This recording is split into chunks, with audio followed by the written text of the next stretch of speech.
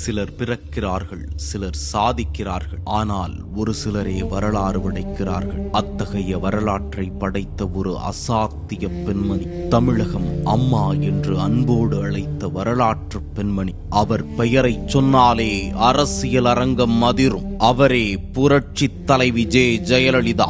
கல்வி, கலை, வீரம் என அனைத்திலும் முதன்மையாக விளங்கியவர். அழகு, அறிவு, ஆற்றல் என அனைத்தையும் தன்னுள் கொண்டவர். திரையுலகை கைப்பற்றியவர். அதனை தொடர்ந்து அரசியலிலும்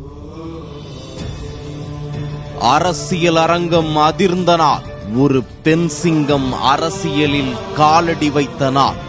ஆண்கள் நிரம்பிய அரசியல் மேடையில் ஒரு பெண் நின்றார்.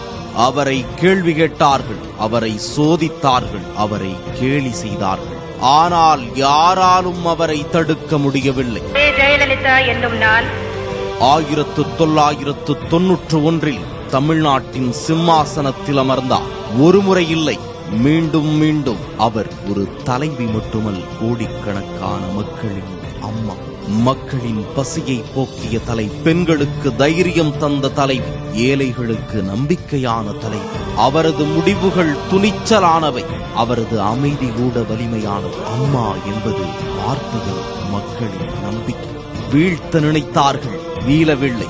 சோதனைகள் வந்தது, சோரவில்லை. போராட்டங்கள் இருந்தன, பாதைகள் கடினமாக இருந்தன, மனம் உடையவில்லை. திரையுலகிலிருந்து தலைமைச் செயலகம் வரை விதியை மாற்றியவர். அவர் ஒரு பெண் மட்டுமல்ல, ஒரு புரட்சி, ஓர் தலைவர், ஓர் இயக்கம், ஓர் அம்மா.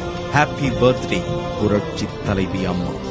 எனக்கு பின்னாலும் இன்னும் எத்தனை நூற்றாண்டுகள் வந்தாலும் அனைத்து இந்திய அண்ணா திராவிட முன்னேற்ற கழகம் மக்களுக்காகவே இயங்கும்.